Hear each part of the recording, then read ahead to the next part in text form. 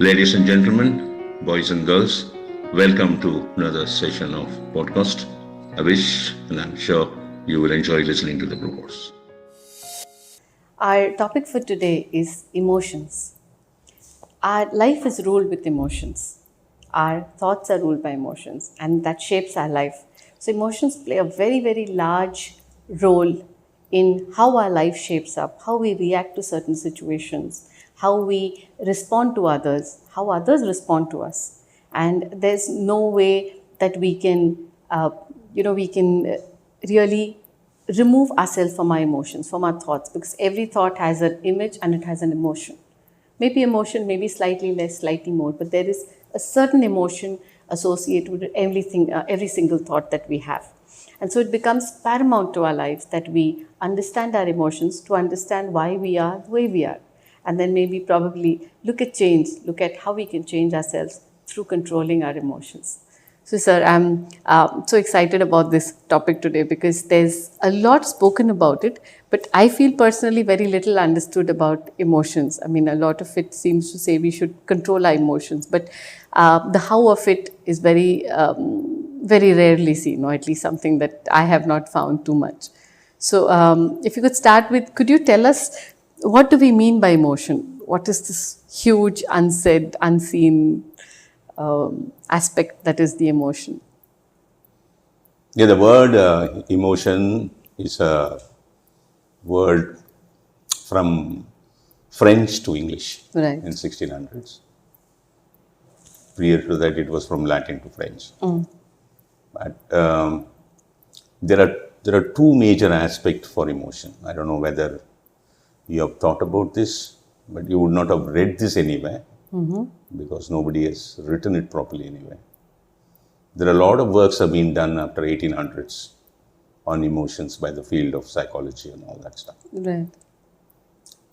Emotions are the key factor built within our system for survival. You understand? Right. Yeah. When there is no emotion, then your survival becomes difficult to live a normal life. Completely going out of emotion is spiritual life. That is different. Right. Here, emotions are required for survival. The next aspect, the emotion is nature's hidden weapon in you to destroy the mankind. So it's a double-edged sword. Yeah. Why do you think that if you take the last 2000 year history, you see the amount of wars? Right. That's aggression, Aggression, anger, rage. kill,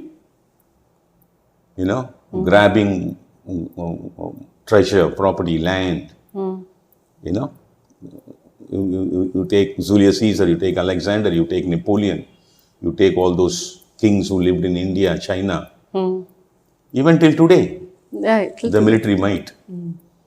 All emotion. It's all based on emotion. True. How do you fight in a war field? You are fully thumped up with your emotion to kill the enemies in periods. So it's a nature's hidden weapon. Nature uses mankind as a weapon with the quality of that emotion to destroy themselves and also the nature in terms of pollution and everything. This is what is your emotion. Yeah. So, to come to the association between emotion and the brain. So, what is the connection? Which part of the brain is actually responsible for creating emotions, or, expressing emotions? That limbic structure called amygdala, AMYGDALA, that's what they call that it is responsible for emotion, learning, memory and all that stuff. Right. Because this modern science always goes and sees, reactions of the human brain cells and all that, and, trying to localization of the brain, which part of the brain is responsible, what action, and all that stuff. But it is not like that. When you are emotionally impacted, your 100 trillion cells are involved. When you are hungry, all the human cell wants glucose. So they all collectively together go request the liver, the brain. The signals come from the brain to the liver, and then the feeling of hunger starts. Then you search for food. Right. Like that, emotions are also, it is not only the brain which is involved. It is your entire body is involved. Yeah, what you're saying is right, sir, because when we are angry, it's the entire body. There is more acid produced in the stomach. There is the lymph nodes react differently. So your blood pressure changes. So you can't say that anger, any emotion is only in the brain. It's definitely the entire body that's affected. Yeah, one more aspect is emotions are again not the same. We have seen the concept of learning, concept of education, concept of memory, concept of long-term, short-term memory, Right. concept of aptitude, concept of intelligence, and all these things we have seen so far. It is not the same in everybody, right? Right. Same likewise, emotions are also not same in everybody. You can see people who are very soft, quiet, kind all the time. You can see people who get short-tempered. You can see people who are, very anxious all the time. It differs from person to person to person to person. So you're saying, so each one will react to the same situation differently. In a different manner. In a different manner. Different manner. Okay. If there is going to be a doubt or something like a ghost and all that stuff, I may stand firm and gutsy. You may get scared and run away from there. So it differs from person to person. Also, we ourselves, I think, at different times would react to the same situation differently. Definitely, because each person is a different machine by himself. This is where the astrological signs come into action.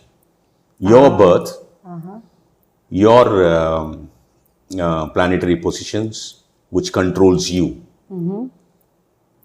is different from one individual to another. So, according to which the emotion varies. That means, again, there is one study which is not being made in modern science, is the study of soul. Soul. Yeah. Because modern science believe that they have to see everything with their visual spectrum. Yeah. The soul we cannot see. So, they don't go into it. Because it doesn't come under the principle of science, so they don't go into it. All these concepts, what we are discussing, this learning and education and memory and aptitude and intelligence, emotions, it's all soul connected. Right. It's all soul connected. So it differs from person to person. Yeah. True. So is there, it's often said, you are what you eat. So is there a relationship between emotions and the food we eat, our diet? No, basically, food and nutrition has got its own impact on your process of thinking.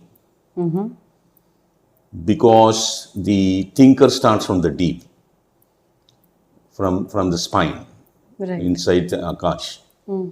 And when it manifests itself into the brain on the surface of the consciousness, it gets corrupted because of the acidic condition of your blood due to food and nutrition. This is process of thinking. Process of thinking is a separate function by itself. Right. And every thought is a matter by itself.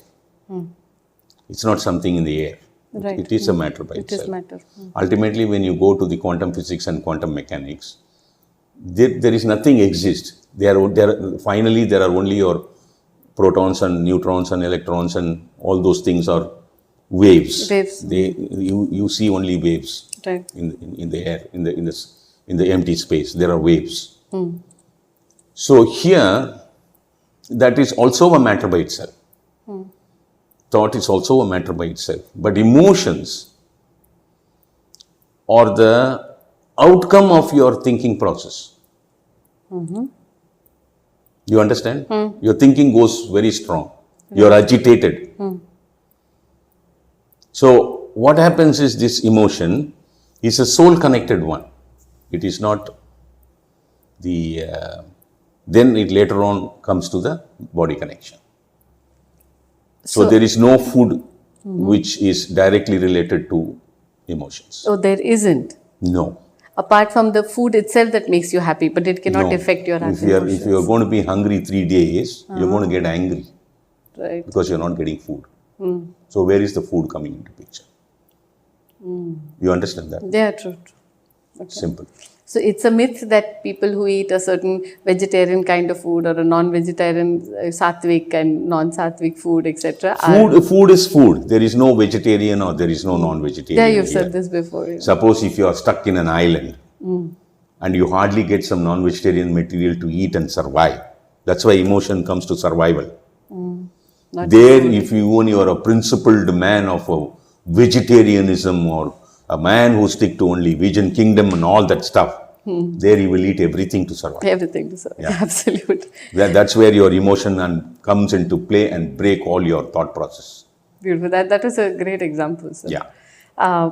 So what about the types of emotions? There are supposed to be 6 major types of them, but I would love to hear from you. That is, there are actually the happiness is one, the grief, sorrow, or sadness is one, 2. Anger, fear, 4. Then disgust, then Disgust, surprise. Then that is how they have this thing. You know, you have surprises leads to anxiety. Depression is one. There's a scale of each from positive Yeah, to negative. and then you know, I would rather portray that you know, the act of comparison lead to a lot of complexes, like inferiority complex is one. Jealousy. Jealousy is another. Yeah. So like that, we can, if you want, we can divide and go. But emotions are one which makes both the brain and the human body. Brain is also a part of the human body. It makes your entire body gets overreacted to a particular situation or incident. That is how that one has to look at emotions.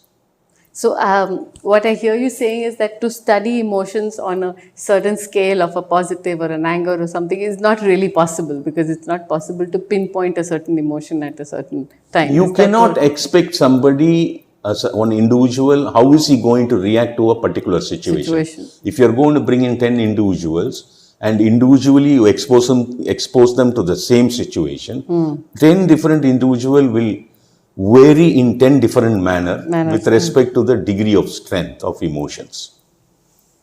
Okay. Yeah. So we're always told to calm our emotions or not to be carried away by our emotions. And is there a way, that we can actually control our emotions? See, emotions are the one which destroys you. When you're overreacted to joy or to sadness, joy is one thing which can help you a little. Sadness or anger or fear. Anger is the basic one. Right. Very, very, very bad. In the sense like there are so many chemical reactions. There are so many chemicals are given birth in the body, which makes your blood acidic. It's true. That is where you start going towards some illness. If you see people who get angry very fast and, they are very, very egoistic, dogmatic and all that, most of the individuals who suffer paralytic stroke are the guys who get angry very fast. Okay. And most of the guys who get, heart attacks are the guys who have lot of emotional fluctuation in frequent short span of times. That increases and decreases their the It pressure on the heart. fluctuates the whole thing. There is no rhythm there. The rhythm of the internal organs functioning gets very badly affected during any type of emotions. Yeah, every organ functions with a rhythm. Right. That rhythm gets smashed. Same for a stroke, I've heard, right? For a brain. Stroke is the people who are highly egoistic. They want things this way only. They over-dominate the people around them. They get angry very fast if things doesn't go their way. They dominate the whole family or family members and finances of the family. All that kind of thing, Like you can call it as Hitlerism.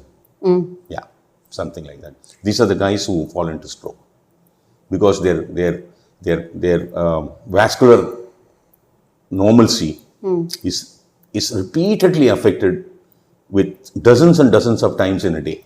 Right. That doesn't help you. So are there any exercises or any practices that a person can do to, I don't know whether control is the right word, but to make sure that we are not carried away by our emotions, not to go down that path? See, this is where learning and education come into play. So, how exactly you educate yourself to refine yourself as a fine individual. Anger is required. Not that you stay away from anger. Or fear is required. You cannot walk into a fire saying that nothing will happen to me. Yeah. So it's all required. They are all part of your system. But if you take the entire human species, they are the only living things on earth, living beings on earth, who have this sense of ownership. Right. When I see a beautiful bird, I will buy a cage and put them inside. When I see a beautiful dog, I chain it up and put him inside. You know, I want to have a palace of a house. I want all gorgeous cars in front of my house. I want all the beautiful women in the world. I want all the gold and diamond in the world, you know. I will never get satisfied. From one, even if I become rag to richest, once I become the richest, I want to go furthermore. There is no end to it. So the greed is the one which is one of the important tools for emotion to get triggered. So when it comes to the question of what is the exercise, all this sense of ownership only the mankind is exposed to. Mankind is the only species which has the sense of ownership, leads to every level of self-centered activity. You follow? Yeah. We are always self-centered in our activities, in our behavior, in our thinking process, in everything, in our learning, in our education, all that. So what happens? The emotions is closely connected to it when you lose things. Right. When you don't get things, emotions are getting connected to it.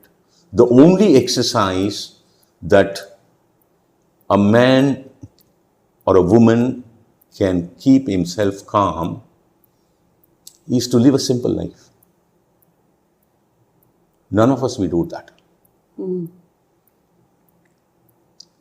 You may have dozens of bedrooms in your house, each bedroom of 400, 600 square feet, all that kind of thing. There are statistics, you know, if you have a 10,000 square feet house, you hardly use 200 to 400 square feet. Oh, yes. Yes. So, if you have dozens of bedrooms and each bedroom has to have a king size cot, in one bedroom, in one cot, in one side only you can sleep. You cannot sleep in all the bedroom at the same time. So, what happens here is these self-centered activities are the one because of the sense of ownership, which is the only quality belong to the mankind. The emotions are highly associated with that. If you can understand this and make your life very simple, wherein if you're going to reduce the degree of your expectations, then you can avoid all kinds of disappointment, where you can keep yourself calm. Oh, wonderful, sir. So it's amazing that you talk about leading a simple life. Just today I was reading an article about major Hollywood stars, a lot of them who lead very, very simple lives. They take public transportation and, lead extremely simple, wear very simple clothes, just have maybe one car, a simple Toyota or something like that, just this morning. So I can immediately connect to what you're saying. And if you look at people who lead a simpler life, they actually seem to be a lot happier. There's less written about them and, negative written about them. More and more, if you're going to sophisticate your life, then there are many types of fear. The one fear is fear for others' opinion. Biggest fear. If I am driving a Benz today, I need to at least upgrade myself to another bigger brand. Correct. I cannot just go down and buy a small car, a small hatchback car and drive. True. Okay. So if I have a 1 crore rupee worth of car, then the next, when I upgrade myself, I should go to a Bentley or a Rolls Royce, which is 3 to 4 crores or 8 crores or whatever. If I'm going to drop down, then I am scared. What will people I am scared think of about? what the society will think about me. So these are the things which leads to a lot of emotions, which leads to depression, which leads to your degradation of the mental health. There you compromise your mental health. You get deteriorated with your mental health, which will in turn affect your physical health. Wonderful. Yeah. So I hear you saying that with practice, it is possible to be conscious of what we want and what we need. Yeah, there was one And ad then- those days. I don't know. You must have seen that. The white screen will come in the TV. There's a pen comes and draws a line like this, like a man. Like then there is a spectacle he will draw. the Gandhi thing. Yeah, I The remember. wordings will come. Like the greatness of this man is his simplicity. Let's try and find Gandhi in ourselves. Right. Something like that. Lovely. That is what exactly is the exercise to control your. Not Emotions. to control, They're not to to con- understand your emotions. You cannot control. You control can't control. anything, it bursts. It'll burst. True. Yeah. So finally, what does ancient Tamil science say about emotions? See, ancient Tamil science, if you take whatever literature is available with respect to the sociological structure of the society, they had a highly civilized society those days, many thousands of years ago, where lots of sharing was done. So, see, after all, a man or a woman requires basically food to eat, some clothes to wear, a place to stay. Shelter. This is the basics, right? This should be met. Right. Today, if you see, more than 40% of the 780 crore population is eating only one meal a day. More than 60% of the population of the 780 crores in the world is surviving meagerly with $1 or $2 per day. The entire wealth of this world is controlled only by a few percent, 2%. 2% of the families of the population. Okay, like that. If you take the rich families in India, it is more than the population of France. So disparity is there in the human society. People are deprived of many things, the basic needs, right? Yeah. That is the one which is creating all the problem all the time. Which also is, it's too much of emotional turbulences in everybody, everywhere. But the ancient system, the ancient heritage, the ancient highly civilized society had a harmonious sociological structure where people lived with love, peace and harmony, most of them, major percentage. There were warmongers were there, all those things were there, not that they don't have. But nobody was deprived of basic needs. So, major population was with emotional balance, I would call it. Yeah, I think balance is the right word. Yeah. rather than- Yeah. You can imagine small girls, they put paddy for drying in the open to sky. Yeah. The crows, birds may come and pick it up, So these ladies, girls, small girls, young girls used to sit there with a stick. They just make a sound and don't allow the birds. Now sometimes they take the earring and throw at the crow or something, squirrel or something, You can imagine. Will anybody do today? No. What is the cost of your gold? So that is how the ancient system, where I going through this literature, if you go through, I think they have lived with balanced emotions. Balanced Emotions are required. Required, yeah. Without emotions, you become a different, upgraded human being altogether. That we are going to discuss when it comes to the question of meditation. Sure. One of the aspects of meditation is going out of emotions. For sure. Yeah. Okay, thank you so much, sir. Thank you very much. I'm sure you've really enjoyed this session on emotions, because emotions, while they are necessary, and every achievement that we do is related to emotion. Our relationships are related to emotions. But at the same time, as sir said, it's very important that these emotions are balanced, because they otherwise affect our health, affect our relationships, and affect our life in general.